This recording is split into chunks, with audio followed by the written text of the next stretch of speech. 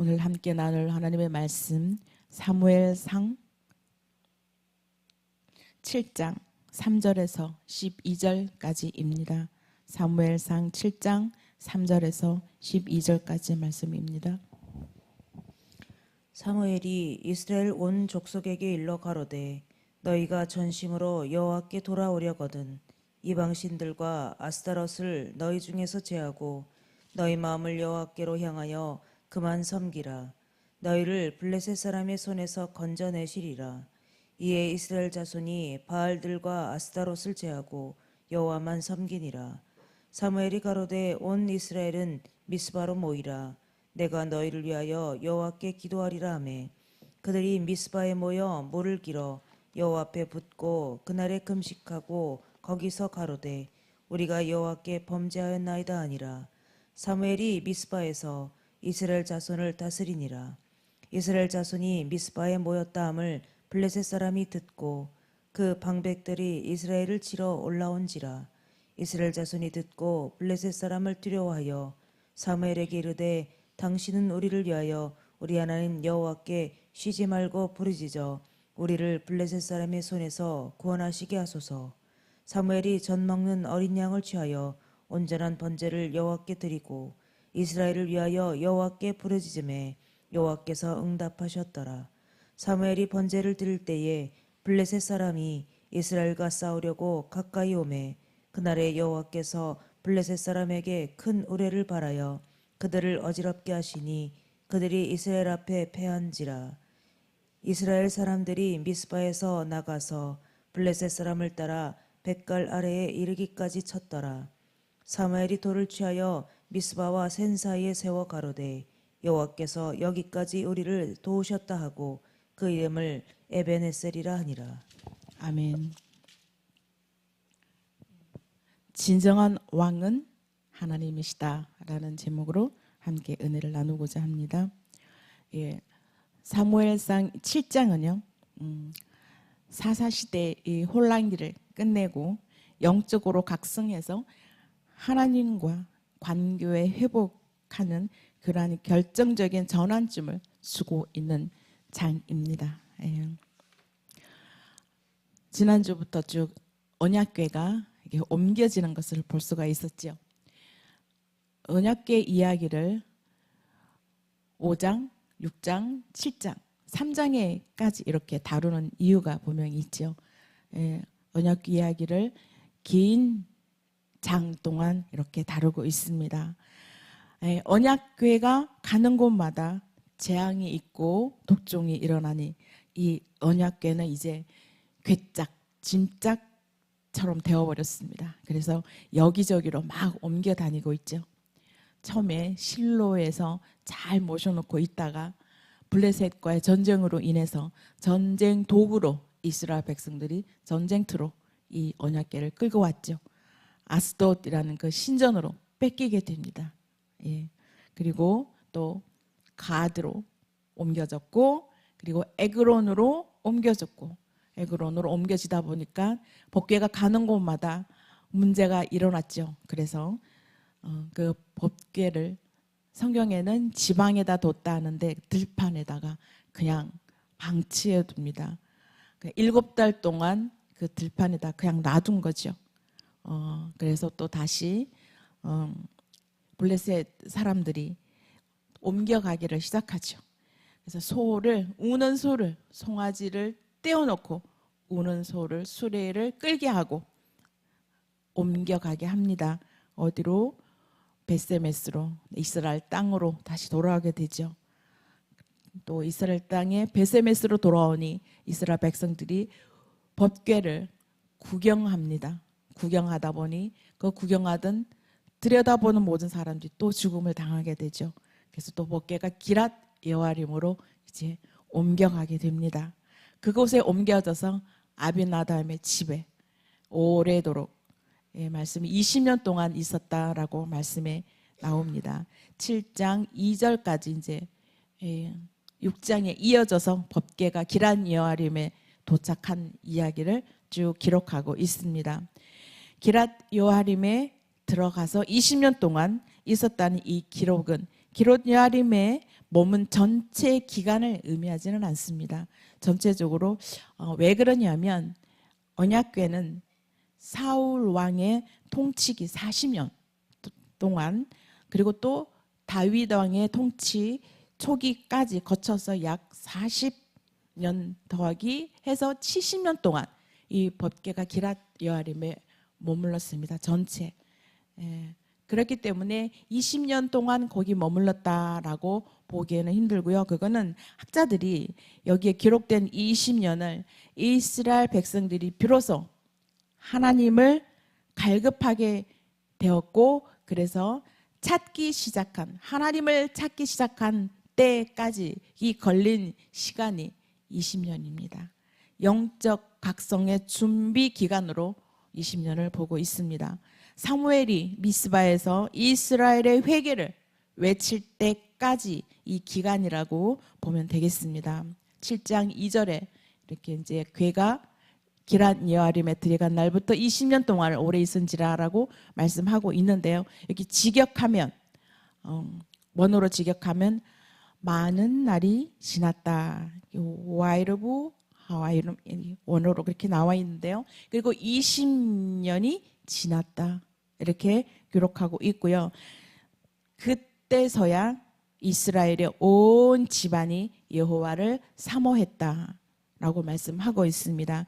이것을 이렇게 번역하고 있는데요. 이 2절에는 이제 말씀 쭉 이어서 보면 궤가 기랏 여아림으로 옮겨간 지 20년이 지난 후에야 이스라엘은 비로소 여호와를 사모했다라는 의미로 풀이되고 있습니다. 20년은 그냥 영적 침체 기간, 영적 침체와 그리고 회복의 시간이었다라고 보시면 되겠습니다. 그래서 이 시간을 이렇게 묘사했습니다. 이스라엘은 온 족속이 여호와를 사모하니라라고 표현하고 있죠. 2절 후반절에요. 실로의 성소가 파괴되고 언약궤가 아비나답의 집에 보관되어 있었지만 이스라엘은 오랫동안 이곳에 언약궤를 방치해 두고 있었습니다. 블레셋의 끊임없는 압박 속에서도 이스라엘이 자신들의 우상 숭배를 회개하고 오직 하나님만 구원자이심을 깨닫는 데까지 20년이란 긴 세월이 걸렸습니다.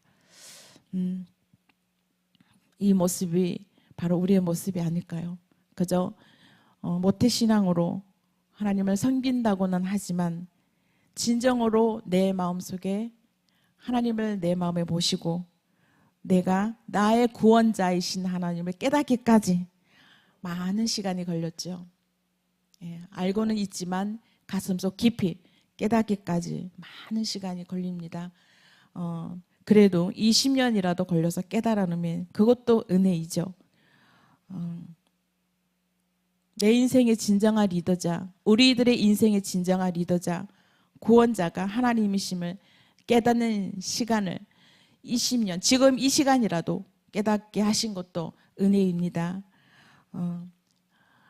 죽음에 이르기까지 깨닫지 못한다면 얼마나 슬픈 일일까요? 그래도 지금 이 시간이라도 하나님의 그 은혜, 하나님은 나의 구원자이시고 나의 인생의 리더자인 것을 깨닫게 하신 하나님의 은혜 감사드립니다.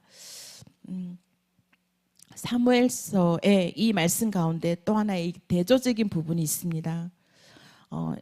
이방 사람과 이스라엘 사람들이 대조적인 모습을 볼 수가 있는데요. 블레셋 사람들은 법궤가 가는 곳마다 재앙이 일어나니까 두려웠습니다. 두려워서 이 하나님의 위대하심을 그들은 깨닫고 보고 있었습니다. 그래서 예물을 바치면서까지 예를 갖추어서 속건제를 드리는 흉내를 내기도 했습니다.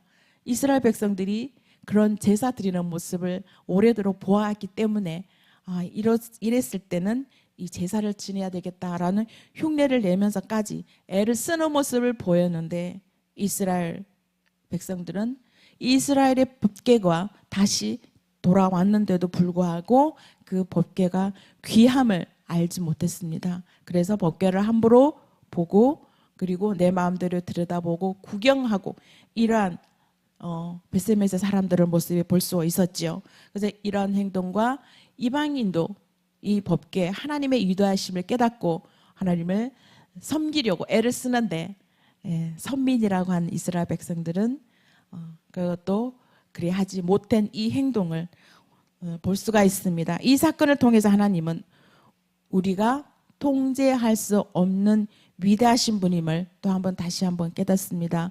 우리는 하나님을 내 틀 안에 하나님을 이렇게 활용하고 있지는 않은지요. 하나님께서는 우리를 완벽하게 통제하고 계시는데도 불구하고 내가 하나님을 조절하고 있지는 않은지요. 그러한 예들이 너무 많지요. 우리가 엎드려서 경배해야 할 그러한 분이 바로 우리 하나님이십니다. 분명히 이 사건을 통해서 경배해야 할 분이 누구인지를 알려주신 사건입니다. 사무엘은 드디어 이스라엘 백성에게 회개를 촉구합니다. 영적 대각성과 미스바 대성회를 열어서 많은 백성들을 미스바로 모이게 하고 제사를 드리고 또 하나님께 부르짖고 백성과 하나님 사이에 중보적인 역할을 하고 계십니다. 그리고 사무엘의 그 역할을 다 수행하고 있음을 보여주고 있습니다. 이스라엘 백성에게 단순히 감정적인 후회가 아니라 구체적으로 행동이 동반된 회개를 요구하고 있었습니다. 이것은 사무엘이 그렇게 이스라엘 백성들을 미스바에 모아놓고 하나님 앞에 진정한 회개를 할 수 있도록 이렇게 촉구를 하고 있는 모습입니다. 이후에 등장할 왕정 체제와는 완전히 구별된 이런 일들을 보여주고 있습니다. 영적 지도자의 모델을 제시한 것이죠. 영적 지도자의 모습이 어떤 것인지를 하나님께서 사무엘을 통해서 여기에 보여주고 있습니다. 하나님께 부르짖고 하나님을 향하여 온전히 회개하고 주님을 향하여 바라보았을 때 행하여지는 하나님이 주어지는 그 축복이 어떤 것인지를 여기에서 보여주고 있습니다. 이와 같이 사무엘에 의한 미스바의 영적 대각성이 일어난 이후에 블레셋이 막 쳐들어옵니다. 블레셋은요, 이스라엘 백성들이 미스바에서 막 사람들이 막 몰려옵니다. 막 몰려오니까 이들은 착각을 하게 되죠. 얘네들이 전쟁을 일으키려나? 전쟁에서 쟤네들이 대실패했는데 지금 또 전쟁을 일으키려나? 저들이 또 까불고 있네. 그러면서 이 블레셋은 대군을 이끌고 미스바에 모인 사람들을 향하여 전쟁을 일으킵니다. 그런데 이 전쟁은 분명히 하나님께서 이스라엘에게 승리를 가져오도록 하셨겠죠. 블레셋이 전쟁을 일으키려고 착각한 그 사이에 이스라엘은 기도를 합니다. 이제는 전쟁 무기로 승리할 수 없다라는 것을 이스라엘 백성들은 깨닫게 되죠. 그래서 사무엘에게 이 전쟁 위해서 기도하자라고 기도해 달라고 부탁을 하게 됩니다. 드디어 이스라엘 백성들이 하나님이 전쟁은 하나님께 달려있다는 것을 깨닫게 되는 것이죠. 전쟁의 승패는 다 말씀에도 익히 알다시피 병력에 있는 것이 아니라 하나님께 달려있다라는 것을 이스라엘 백성들 그 당시에 깨닫게 되고 그들의 신학적인 확신을 여기에서 보여주고 있습니다. 사무엘과 우리가 함께 하나님께 부르짖고 기도하면 반드시 승리할 거라는 믿음이 이스라엘 백성들에게 드디어 있었습니다. 확신이 있었습니다. 지금까지 이스라엘 백성들이 섬긴 이 이방신들, 하나님도 섬기고 우상도 함께 섬기고 이러한 행위들을 하고 있었습니다. 이방신, 아스타롯 신, 이것을 섬기던 나애가 섬기던 이 모든 우상들을 완전히 제거하고 여호와만을 섬기면 블레셋 사람들의 손에서 건져내 주시리라 라고 하나님께서 말씀하셨습니다. 그래서 이스라엘도 이렇게 이스라엘 백성들에게 사무엘도 이렇게 외치며 미스바로 모든 백성들을 모이게 했습니다. 회개를 촉구한 것이죠. 가나안의 신 바알신과 이 아스다롯 신의 이름도 어렵네요. 바알신은 남자 신이고요. 그 아스다롯은 그 배우자 여신입니다. 그래 이 대표적인 신인데요. 이들은 풍요와 다산의 신이었습니다. 그래서 이들의 제사가 있는 때면 이 신 앞에서 온갖 음란 행위를 다 벌였습니다. 우리가 상상할 수 없는 그런 음란 행위를 그 신 앞에서 벌이고 있었다고 합니다. 그러고 신전에서 이러한 행각을 벌였는데 이스라엘 백성들은 그러지 않았을까요? 똑같이 했습니다. 그러면서 또 예배당에도 가서 하나님을 섬기기도 하고 이러한 일들을 해왔습니다. 그래서 사무엘은 이 이스라엘 백성들에게 이런 회개를 촉구한 것입니다. 미스바에 모여서 회개하기를 간절히 촉구했습니다. 회개하지 아니하면 하나님이 선택한 이 백성들이 어디론가 다 사라지고 말 것이라는 그러한 생각을 사무엘에게 하나님이 주었죠. 그래서 구원의 대리자로 사무엘을 하나님께서 여기에 드디어 사용하신 것입니다. 이런 행위에서 회개하고 여호와 앞에 나오는 이 미스바 대성회에서 이 상징적인 행동 두 가지가 있습니다. 6절에 나오죠. 여호와 앞에 물을 부었다라고 그랬습니다. 여호와 앞에 물을 부었다라는 것은 그 가나안 땅에 중동 지역에 물이 귀하지 않습니까? 물이 귀한 그 가나안 지역에서 여호와께 물을 붓는 것은 이 자신들의 풍요는 바알 아니라 여호와께로부터 온다는 사실을 그들은 고백하고 있습니다. 풍요로움, 지금까지는 바알이 우리의 풍요로 가져다 줄 것이라고 생각했던 것이 그것이 아니라 이제는 하나님께서 우리에게 풍요를 가져다 주신다. 하나님께서만이 이 일을 감당할 수 있는 것은 하나님의 고백을, 신앙 고백을 지금 여기 하고 있습니다. 그리고 또 두 번째는 종일토록 금식하였다라고 말씀합니다. 금식은요, 하나님 앞에 징벌을 받아 마땅하다라는 것을 고백할 때 우리가 금식하죠. 지금도 금식하며 회개하고 금식하며 나를 내려놓고 이러한 일들을 많이 합니다. 그만큼 금식은 나를 회개하고 내 자신을 완전히 내려놓을 때 아주 우리가 잘 사용하고 있습니다. 금식이라는 것은 그냥 내 마음대로 할 수 있는 건 아니죠. 하나님께서 분명히 금식을 허락해 주셔야지만이 하는데 여기서도 이 이스라엘 백성에게 하나님께서 이러한 것을 원하셨습니다. 그래서 사는 것과 죽는 것이 여호와에게 달렸다는 것을 이스라엘 백성들은 금식을 통하여 또한 고백하는 행위를 하고 있었습니다. 이런 일들로 인하여 미스바 대성회가 이루어지고 미스바 대성회로 인해서 하나님의 약속의 말씀이 이루어지고 있었습니다. 전쟁에서 승리한 이후에 사무엘은 은혜의 기념비를 세웁니다. 미스바의 센 사이에 기념비를 세우시죠. 그리고 이 여호와께서 여기까지 우리를 도우셨다라는 그런 의미에서 에벤에셀이라고 말씀하면서 기념비를 세웠습니다. 이 에벤에셀은 7장의 신학적인 정점입니다. 여호와께서 여기까지 우리와 함께 하시고 도와주셨다라는 큰 의미를 가지고 있는 것이죠. 하나님과 이스라엘 백성들의 매개체 역할을 할 수 있는 것이 바로 이 에벤에셀입니다. 미스바 대성회에서 하나님의 이 신실하심을 찬양하고 고백하면서 헌신한 이 이스라엘 백성들은 하나님의 도우심으로 완전한 승리를 누리게 된 것을 볼 수가 있습니다. 7장에서 주신 이 메시지는 사무엘은 선지자 그리고 제사장, 사사의 3중 역할을 다 감당하였죠. 이 사무엘의 사역을 통해서 하나님께서는 하나님과의 관계에 충실하고 순종하기만 하면 이스라엘 백성들에게 왕이 필요 없음을 여기에 은연중에 알려주고 계십니다.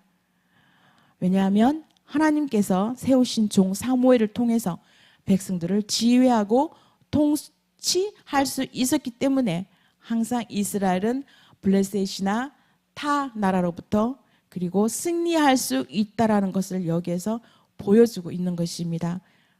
왕이 아니라도 선지자 사무엘을 통해서 사사 사무엘을 통해서 얼마든지 나라를 이끌어갈 수 있다는 것을 암시하고 있었습니다.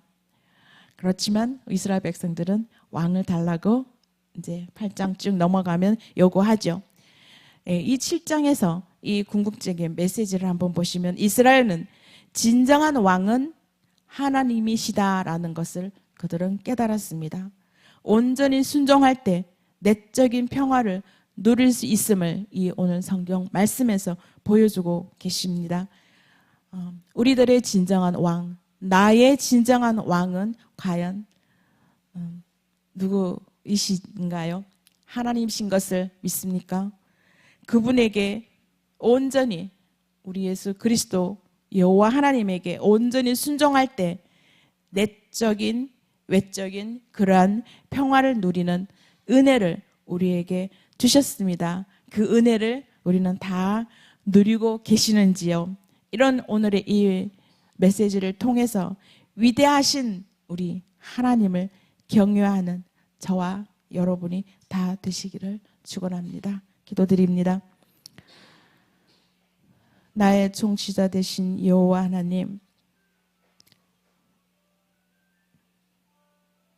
여호와를 경배합니다. 완전하신 나의 주를 찬양합니다. 나의 통치자 되시고 나의 구원자 되시고 내 인생의 리더자이신 주 여호와 하나님 아버지를 이 시간 마음껏 찬양하며 경배하는 시간 되게 하여 주옵소서. 오늘도 그러한 하나님을 찬양하며 감사하며 오늘 하루를 지낼 수 있도록 인도하여 주시옵소서. 예수님 이름으로 기도드립니다. 아멘.